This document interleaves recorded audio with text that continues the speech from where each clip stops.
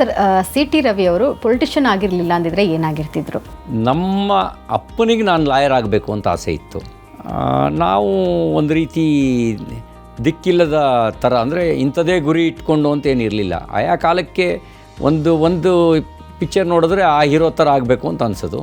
ಆವತ್ತಿನ ಕಾಲಘಟ್ಟಕ್ಕೆ ಏನು ನಿರ್ದಿಷ್ಟವಾಗಿ ಹೀಗೆ ಅಂತ ನನ್ನ ತಲೆಯಲ್ಲಿ ಏನಿರಲಿಲ್ಲ. ಮತ್ತು ಮಲೆನಾಡು ಭಾಗದ, ಅದರಲ್ಲೂ ಈ ಕಾಫಿ ತೋಟಗಳ ಹಿನ್ನೆಲೆಯಲ್ಲಿ ಇದ್ದವರಿಗೆ ಏನಿದ್ರು ಕಾಫಿ ತೋಟನೇ ಅಲ್ವಾ ಅನ್ನೋ ಒಂದು ಮೈಂಡ್ ಸೆಟ್ ಇರ್ತಿತ್ತು. ನಾವೆಲ್ಲ ಕೆಲಸಕ್ಕೆ ಸೇರ್ಕೊಬೇಕು, ಅದು ತಲೆ ಇರಲಿಲ್ಲ. ತಂದೆಗೆ ಲಾಯರ್ ಆಗಬೇಕು ಅಂತಿತ್ತು. ಆದರೆ ನಾನು ಹೆಚ್ಚು ಕೇಸ್ ಹಾಕಿಸ್ಕೊಂಡ ಕ್ಲೈಂಟ್ ಆದೆ. ಈ ಬಗ್ಗೆ ಏನಂತಾರೆ? ಇಷ್ಟೊಂದು ಕೇಸ್ಗಳು ಬೀಳ್ತಾ ಇರುತ್ತೆ.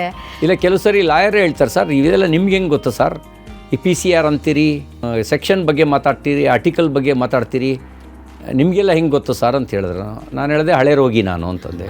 ಮೇಡಮ್, ಹಿಂದುತ್ವದ ಹೋರಾಟ ವಿಚಾರವಾಗಿ ಸಾಕಷ್ಟು ಬೆದರಿಕೆಯನ್ನು ಕೂಡ ಬರ್ತಾ ಇರುತ್ತೆ, ಸಾಕಷ್ಟು ಕರೆಗಳು ಬರ್ತಾ ಇರುತ್ತೆ. ಅವೆಲ್ಲವೂ ಕೂಡ ಯಾವತ್ತೂ ನಿಮಗೆ ಭಯ ತಂದಿಲ್ವಾ? ಅಲ್ಲ, ಸಹಜವಾಗಿ ಭಯ ಆಗೇ ಆಗುತ್ತೆ. ಬಟ್ ಅವ್ರಿಗೆ ಅದನ್ನ ಎದುರಿಸೋ ಕೆಪಾಸಿಟಿ ಅವ್ರಿಗಿದೆ. ಆ ರೀತಿ ನೀವು ತುಂಬ ಭಯ ಪಟ್ಕೊಂಡಂಥ ಒಂದು ವಿಚಾರ ಯಾವುದು? ಅವ್ರು ಚಿಕ್ಕಮಂಗ್ಳೂರಲ್ಲಿ ಸುಮಾರು ಒಂದು ಮೇನ್ ರೋಡು ಮತ್ತು ಏನೇನೋ ಪೆಂಡಾಲ್ದಿಲ್ಲ ಗಲಾಟೆ ಇತ್ತು.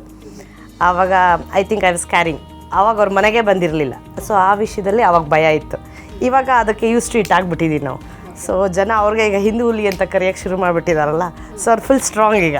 ಇಂತಹದೊಂದು ವಿವಾದ ಬೇಕಾಗಿರಲಿಲ್ಲ ನಮ್ಮ ಲೈಫಲ್ಲಿ ಅಂತ ಅನಿಸಿದ್ಯಾ ಉಂಟಾ ನಿಮಗೆ?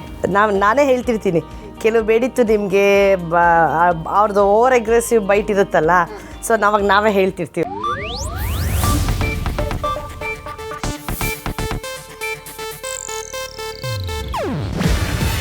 ಇದು ಏಷ್ಯಾನೆಟ್ ನ್ಯೂಸ್ ನೆಟ್ವರ್ಕ್ ಪ್ರಸ್ತುತಿ.